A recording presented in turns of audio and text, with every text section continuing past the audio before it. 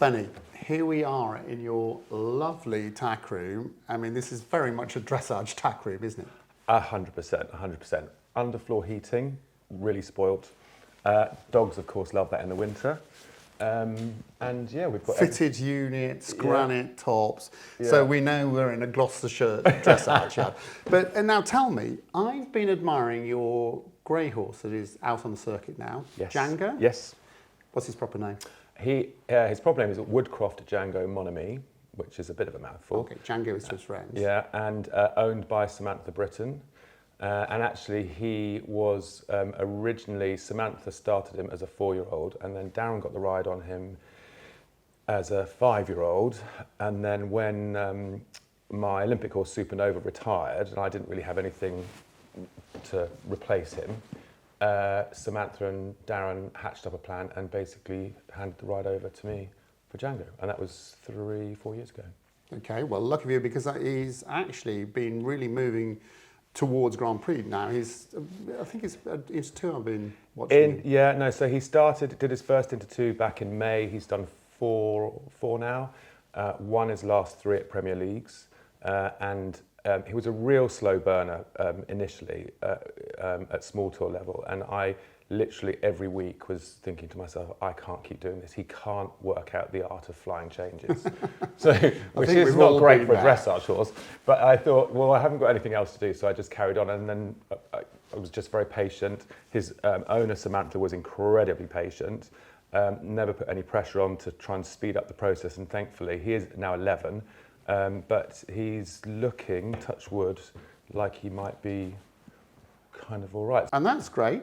Yeah. But also, the thing that I'm intrigued about, and I'd really like to talk to you about it because I haven't had the chance, is I've noticed you've been doing a lot of other roles as well. For instance, with the para riders.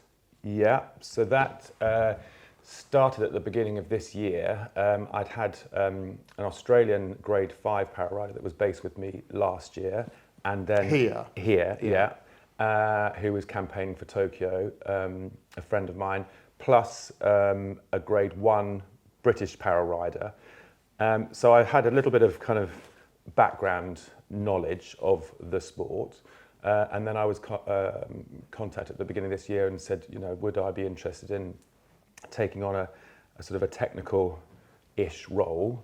And the role is kind of evolving a little bit as the season goes on, because it's not overseeing the trainers, but it's basically a trainer that is there to help the trainers, give them support, give the home riders Is this support. through the British World Class programme? Yeah, exactly. Yeah.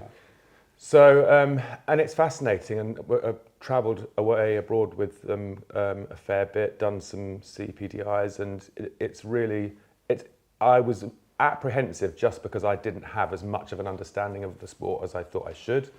But the team are amazing. We've just done selection for the Europeans, which is in a few weeks' time, and so I'll be out there with them supporting, and yeah, I love it. Really. So really enjoying it. It's a very, very different challenge, and obviously taking into account, the disabilities, the different disabilities that the riders have, and learning and understanding what they can and can't do, where their strong points are, where their weak points are, and also learning, the different grades from 1 to 5.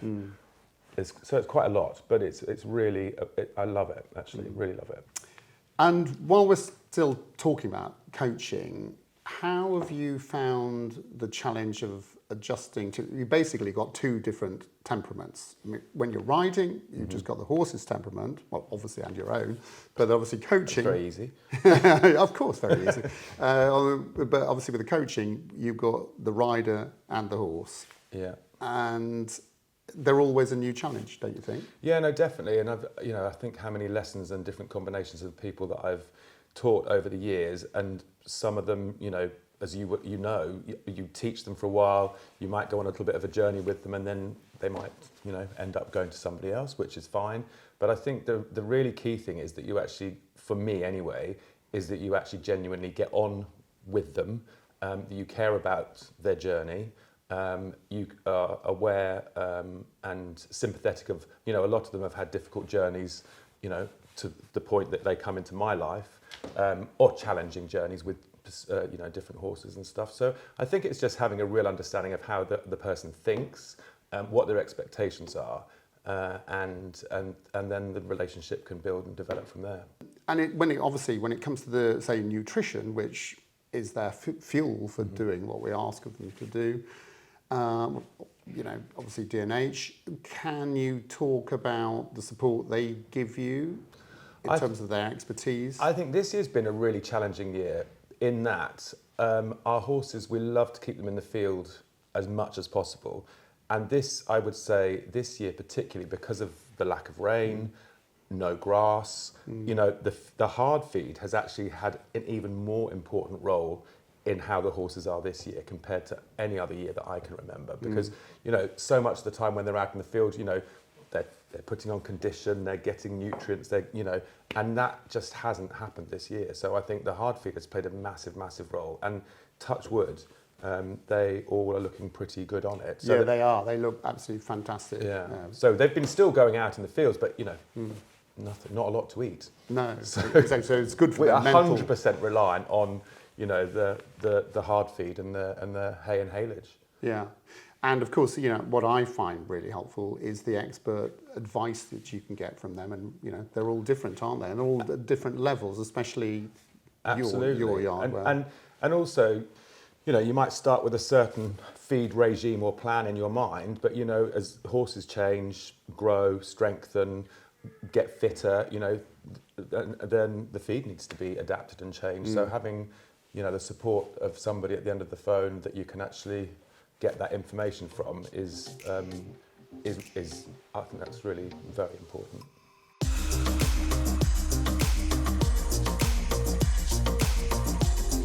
So Darren, you've been having a great season. Tell me about the horses that you've got out and about at the moment.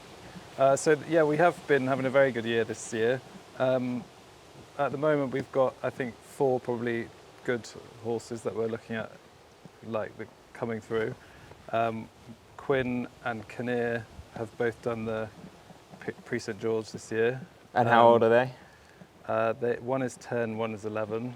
And then I've got Sir Robinson, who's qualified for the Nationals at Prix St George and into 1. Fantastic. And then Ronaldo is actually my own horse, but he's just done his first season at Grand Prix. So you've got a lovely bunch of horses at the moment. Which part of the job do you enjoy most?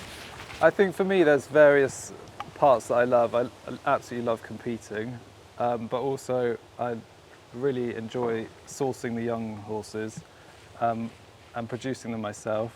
I know a lot of people don't break them in and do all of that part of it, but I quite like doing that because I just think you build a good relationship with them from the beginning, and then it's quite nice to see how far you can get them to go, and the trust that they have in you along the way is just, you can't beat that feeling. Yeah, and it's very rewarding taking the young ones up the levels. Yeah. Especially when you've had them for a long time. It's pretty special. So what's the ambitions for the future? I think, to be honest, if I could get selected maybe either next year or the year after for a Nations Cup, that would be probably my main goal with Ronaldo. Nutrition's obviously a key part of the development and performance of these horses. You are a fellow ambassador of D&H. Tell me how they help you with that. Yeah, so our partnership with D&H is really important. It's good that we can just pick up the phone whenever we need, and we have a really good relationship with them and the team, and each horse's nutritional requirements are all individual, so we try and focus and really get it right for each horse so that you can bring out the best in them, and it really helps with their fitness.